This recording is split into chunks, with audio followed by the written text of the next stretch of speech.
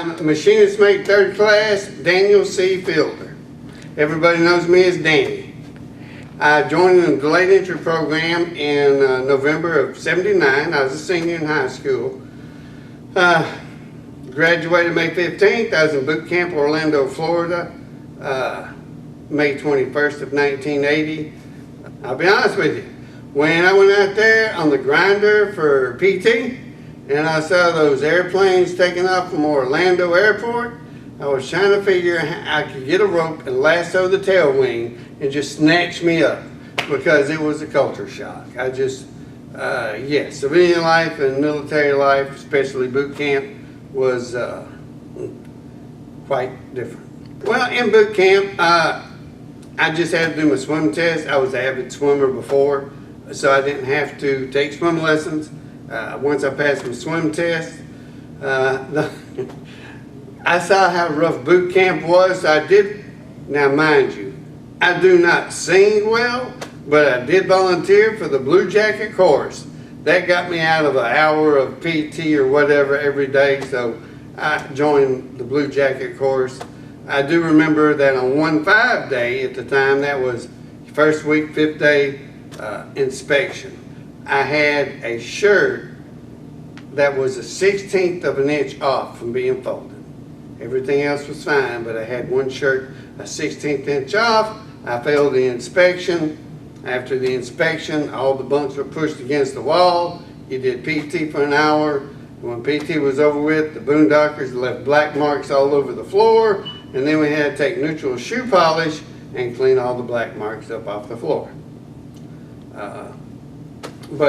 I saw that you could be set back for different things, and I said, you know what? I'm gonna do my 8 weeks and no more.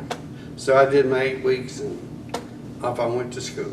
I did my 8 weeks at boot camp. From boot camp I went to Great Lakes, Michigan for A school.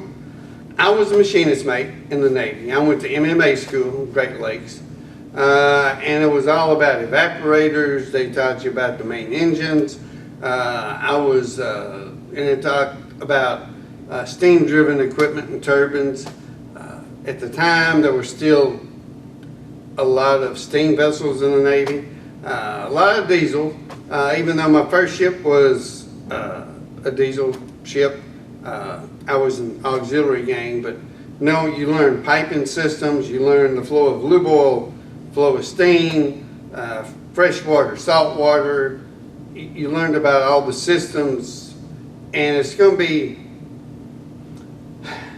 the same concept on board all ships as far as steam driven, but your system's going to be laid out a little bit different. Bigger ships going to have more equipment, so you know, and that's what you learn when you get to whatever command you go to. From there, I went to the USS Proteus, AS-19, stationed in Guam. I flew into Anderson Air Force Base, which is the north end of Guam, and then I got in really late in the evening. I had to wait on a duty driver to get there. They took me to Polaris Point, which is where the Proteus was moored at. Walking aboard a Navy vessel, I had been on Navy ships in high school, like with youth groups and different things, going to Pensacola. Thought it was interesting, but when you get on board a ship that you're going to be working on, it was a little bit different. I was a little bummed out. What I mean by that, I went in the Navy. I said, okay, at any time, I realized you could take a cruise anytime. You can fly whenever you want. I said, you know, the Navy was just out at sea. So I was really busting the gut to get out to sea. But I was on a subtender. I did learn that subtenders stay in port most of the time. I guess I was on board 4 or 5 months before we went out to sea. And we went out to sea to dodge a typhoon in Guam. So a ship has a better chance in open water than it does getting beat up against the pier. I got underway, didn't get seasick, and I just thought that was kind of neat. I was in auxiliaries division. Because it was a diesel ship, auxiliaries division, we had some cranes on board. They were called B&A cranes, boat and aircraft. We loaded, those cranes did a lot of stores, loading, unloading from the pier. Subs may come up,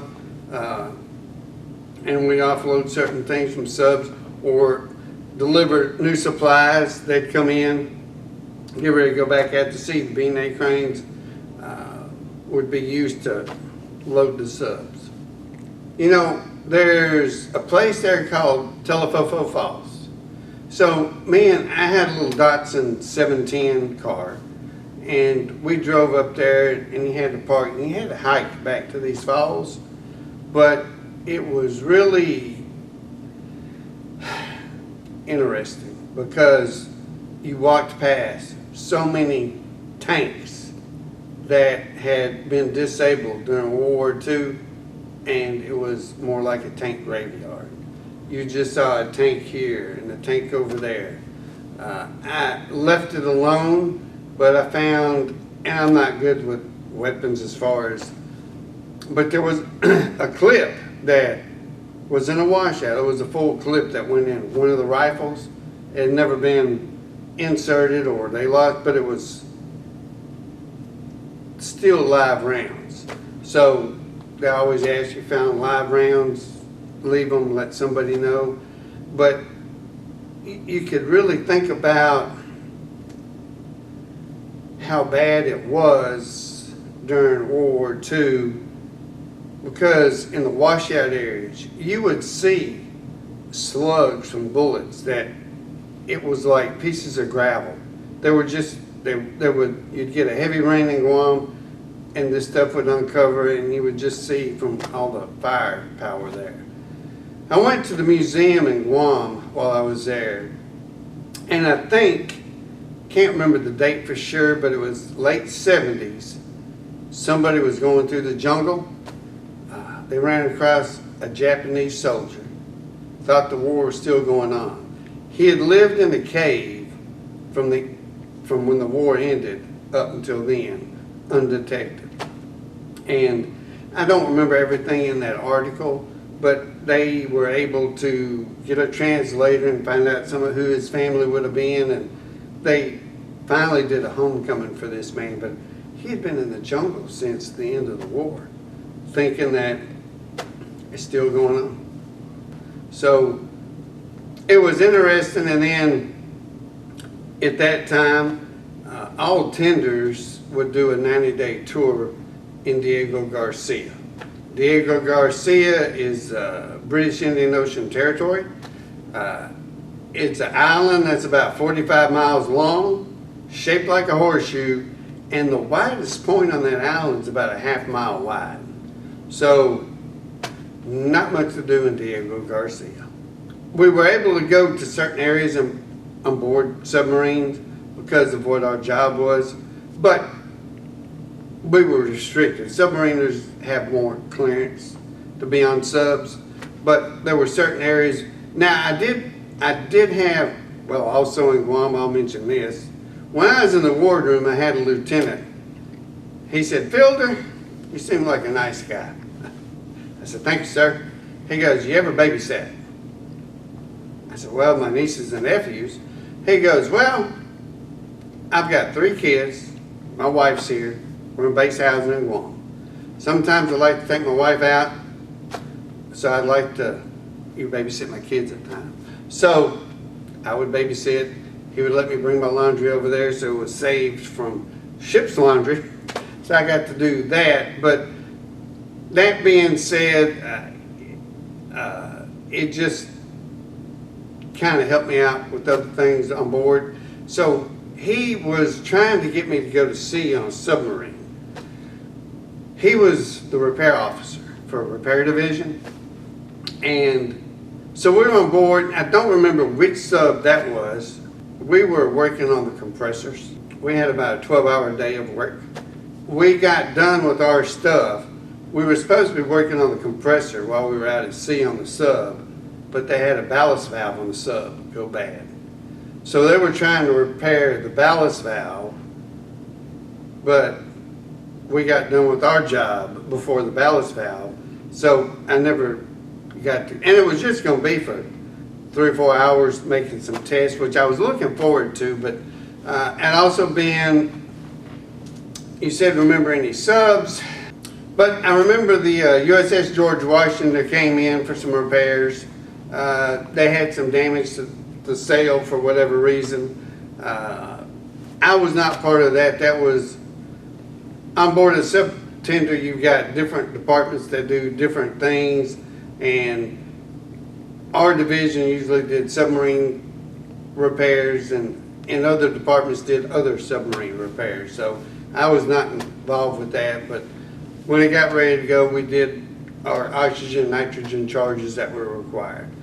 Also, charging submarines, you could charge nitrogen any time of day you wanted, but you could only do an oxygen charge after 10 p.m. because it's a high oxidizer, more possibility for explosions. You didn't want any vehicles on the pier, so we would do our oxygen charges after 10. And you know, sometimes our charges would go up until it was daylight, and then we'd shut down, and you really didn't have much sleep. And that wasn't every day. It would depend on subs coming in. But when a sub came in, it was, you know, it got to be some long days. Like I said, I was a machinist mate on board. I worked with auxiliaries. I was in and I did my mess cooking duties. We were getting ready for it was called the NA inspection, which is a Navy-wide food service inspection.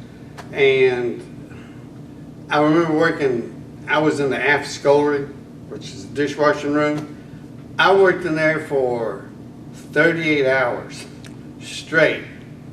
But I wasn't the only one. We were getting ready for Navy inspection.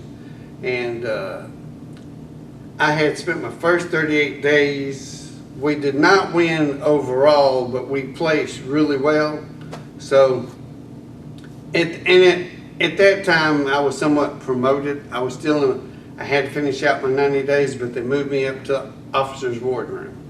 And that was a lot easier duty. But part of your mess cooking, the officers had staterooms. And we had to take brass though and polish the brass doorknobs on the staterooms. But it was a lot better. And then when I got done, I went back to auxiliaries. And I had been working on one of the B&A cranes doing maintenance. It was very oily and greasy. It just started raining in Guam. They called for me to be on a working party. We had stores come in. We had to bring down to our shop. So I had a bunch of boxes. I was getting to go down one of the ladder ways. And I said, okay, Fielder, don't fall. I took about 3 steps. My feet slipped. And I grabbed the handrails on those ladders were chained.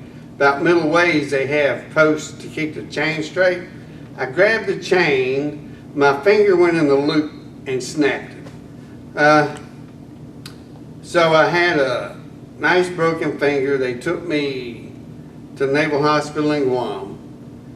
They did x-rays. They couldn't do surgery right then, so they put in a temporary cast for 6 days. Went in for surgery. I got 2 weeks terminal leave. After that, they said, okay, you're limited, so we're going to put you in the engineering log room. So we make coffees for the chiefs and the officers, and it's kind of funny. They said, you're in charge of field day every Friday. I said, well, I can't do that. I said, because on the buffer, the trigger is on the right, and I'm right-handed. So they said, okay, we're going to give you extra duty men. You just tell them what to do. So after I got released, my finger was better. I moved from auxiliary gangs to O2N2, which is oxygen nitrogen. We'd convert. We had special air compressors. We stored liquid oxygen, liquid nitrogen, and we would convert it back to a gas to charge submarines. The nitrogen was used as an inert gas at the time to keep the periscope from fogging, and it was used also to launch torpedoes. Oxygen was converted back to a gas. Submarines have their own form for air supply, but if something happened to their plant, The gas that we stored oxygen would be their emergency oxygen supply to where they could get into a safe area and surface to get oxygen. And then I had an opportunity to go to cryogenic school. Saw an article for the USS New Jersey. It was All Hands magazine. It said the Big J is back. So I volunteered.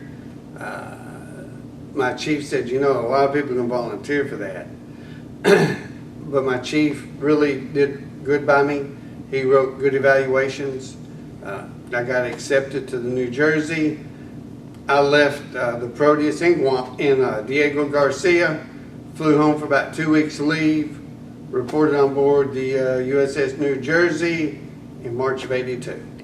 I read the All Hands magazine and it said be a part of history. But you know, I really never knew the history of the New Jersey till I started the reunion. As a young 20-something-year-old, I knew I was on board a prestigious ship. I knew it was going to receive a lot of recognition.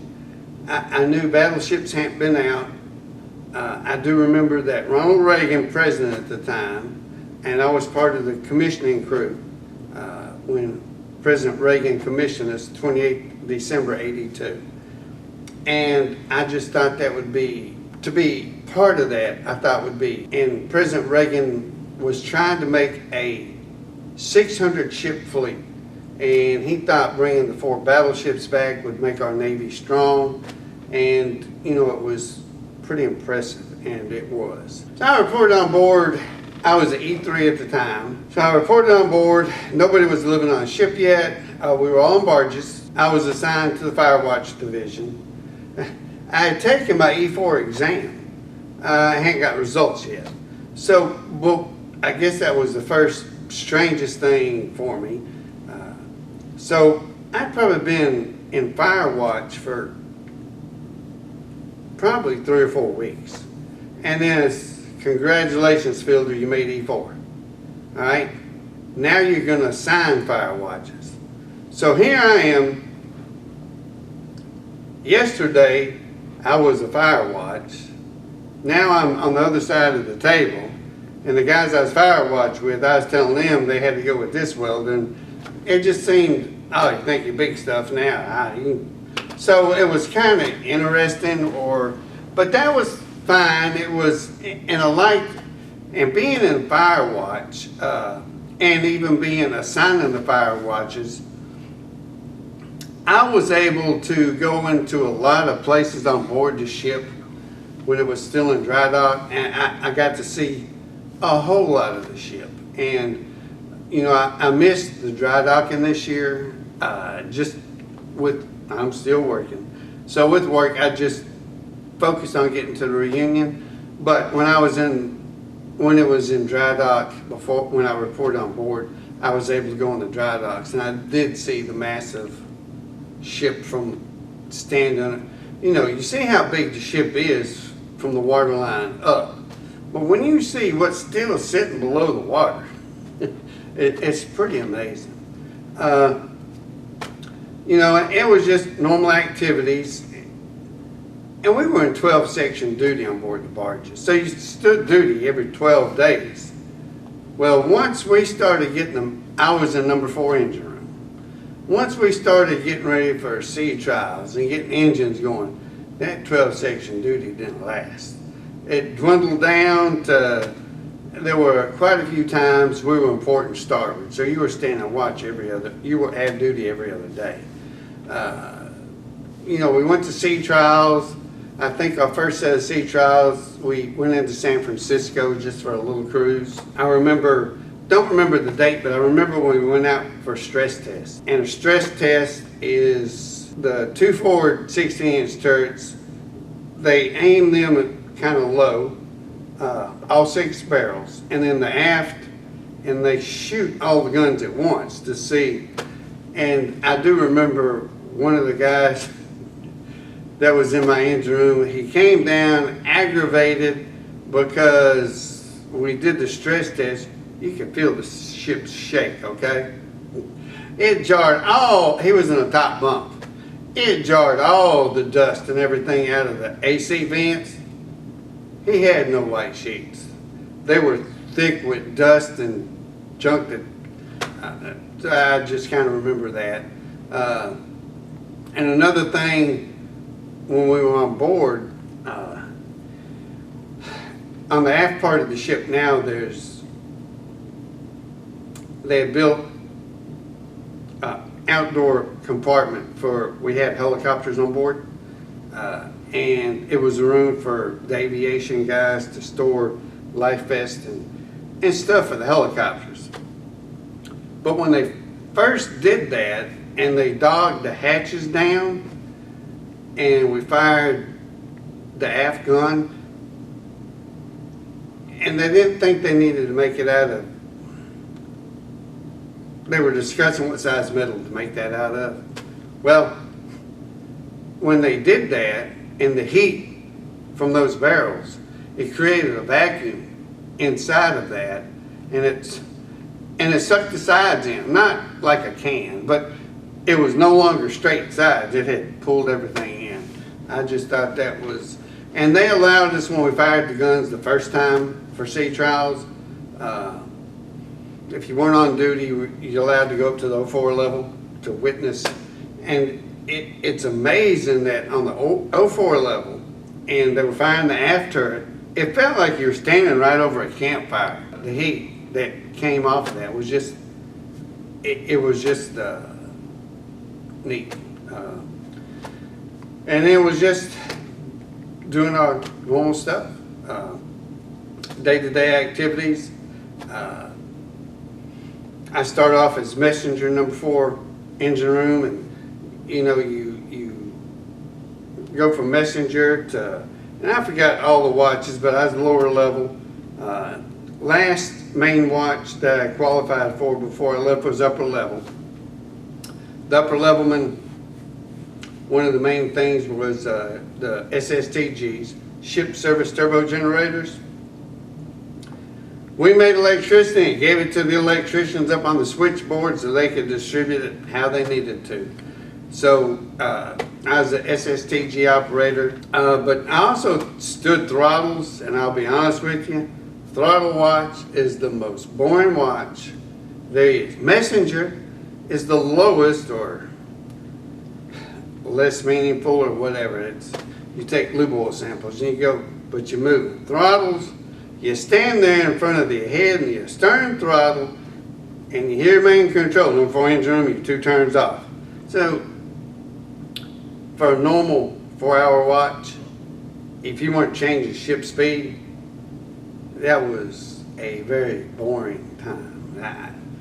But I was assigned to throttles for general quarters and special sea detail.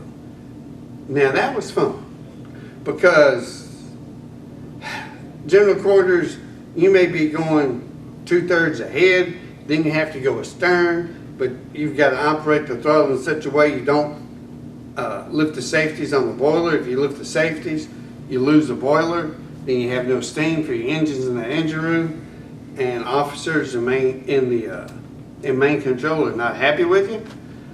So it's something to it. It was a fun watch for sea detail and general quarters. I enjoyed that, but as far as a regular watch, no, it was very boring. My chief Steve Braille, that was in my engine room, he said, "Fielder, I want you to be in charge of M Division storeroom." And the chief, that's the E5 builder. He goes, "No, you can handle it." So I went to M Division storeroom. I was in charge of ordering all repair and consumable items for M Division. If they needed rags, if they needed repair items, tools, I did the ordering. I fill out a request chit. Now, my chief said, if you've got to watch during the day, you won't be down here, but you do got to stay in your night watch. So my normal day job after a good period of time was the M Division storeroom. Filling out request chits, doing inventory, seeing what we had, getting request chits approved. And, you know, it was not bad. I enjoyed it.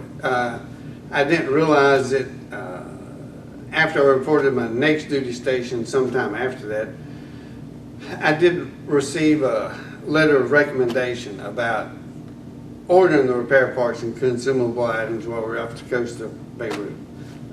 So it was, you know, there were times I got recognition, but I'm just there to do a job. Just if I'd been in civilian life, I'd been doing a job. So the food was, for the most part, pretty good. I do remember that there's a tomato sauce they make one time. We put it over rice, and the cook misread the recipe. Okay, they used the big kettles, and it called for 5 tablespoons of salt. He put in 5 pounds of salt, and I'm here to tell you, I took a bite of that, and I was ahead in line, and by the time several people went through, they stopped serving it. I think it was saltier than taking a drink out of the ocean. It was, but people make mistakes. Once you're done with watch, you go down to the birthing compartment, you play spades, you play hearts, you got CCTV and whatever they have running through that. You can watch TV or write a letter home, or it's just a normal day at work when but usually you're 4 and 8 duty, stand watch 4 hours, you're off for 8, back to 4. Some of the watches, if you had 4 to 8 watches, so you stand 4, get off at 8, get your bite to eat, then you go hit your rack, and then 4 o'clock in the morning comes. And then when you get off at 8, you still do your normal job. I enjoyed my time. I've got many stories from the New Jersey. We don't have that much time, so I won't go into all of those, but we were going to be on a Westpac, Western Pacific cruise, so we were going to be gone 3 months. Hey, no problem. So we go out to sea, and it was really neat I was able to man the rails passing the Arizona Memorial. Nobody in Hawaii had seen a battleship since Vietnam. The people that were lined up on the beaches as we went past was just really amazing. We passed the Arizona Memorial and we threw a reef over, thinking back to World War II, the Arizona, and so many people lost their lives. I felt proud to be part of that. And we spent, I think it was 3 days in Hawaii. Enjoyed that. Even back in the 80s, Hawaii was expensive. But, and then we go back and see, we went to Pattaya Beach, Thailand. We went to Singapore. And I don't remember where we were headed to, but we got orders to go off the coast of Central America, Nicaragua. So we changed course off the coast of Central America. But we'd been off probably 2 weeks. Captain came on and said, look, we're going to pull into Panama for a little R&R. Okay. So me and a friend rented a car and drove to the Panama Canal, went to a set of locks, and they had a pavilion there. Interesting fact, it says the USS New Jersey and her sister ships were the widest ships to ever travel through the Panama Canal. And I said, that's interesting. We'll never see that happen. You never say never about nothing.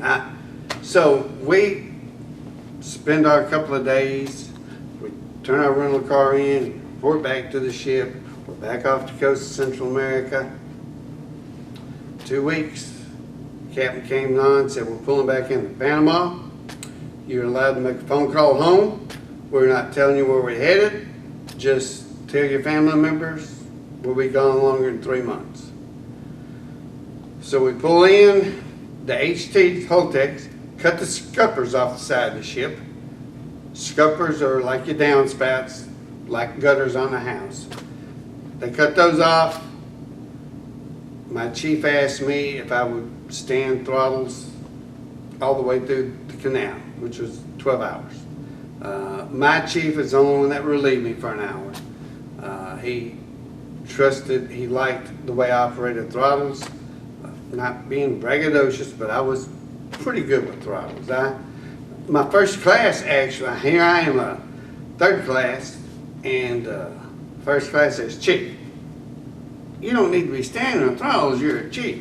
He goes, "I'll do it." He goes, "You lifted the safeties once and lost a boiler." He goes, "Huh?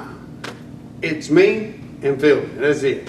So about halfway through, I went up. He said, "Take about an hour or so, come back down." Went back down, continued throttles. We got to the other side. The HT welded the scuppers back on. Then we went up to the fueling pier, refueled, 25 knots, off the coast of Beirut, Lebanon. I believe at the time Secretary of the Navy was Weinberger.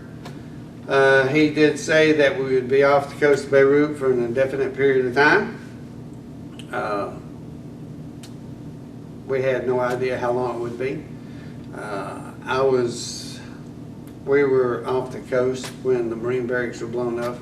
We did lose a chief in the Marine barracks, which was one of the very few people that died during wartime. Finally, our time came up. We pulled into Egypt for some R&R.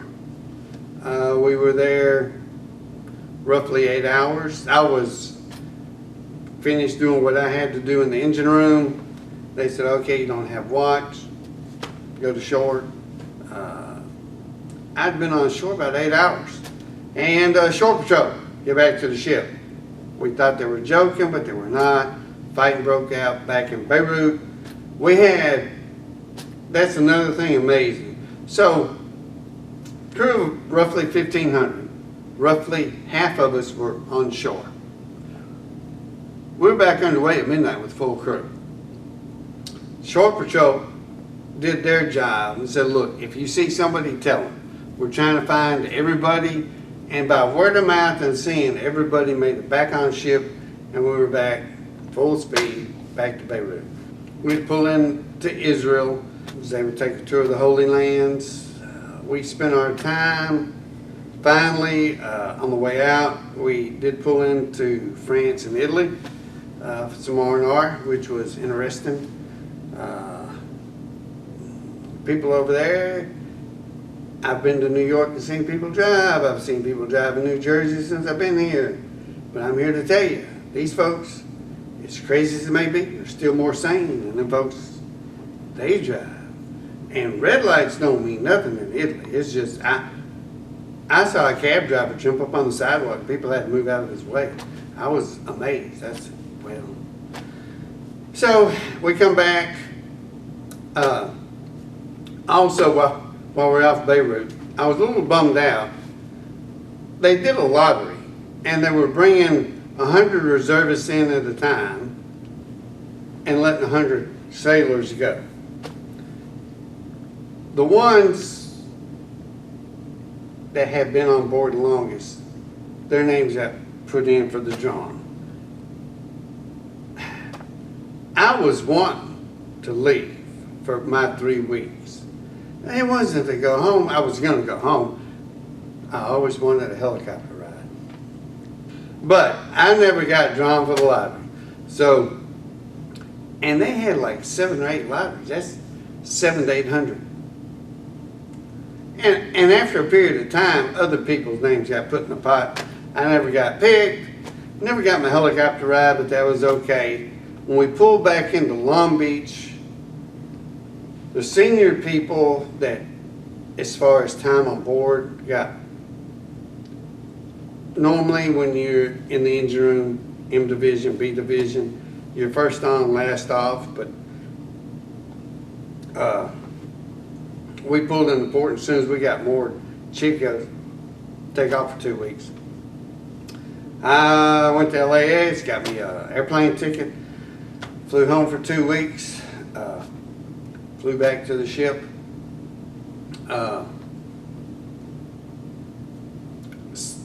I had left the M Division store, and when I got back, they put me as M Division, or my engine room's career training petty officer. And our division training petty officer said, "Phil, I saw you volunteer for Antarctica before."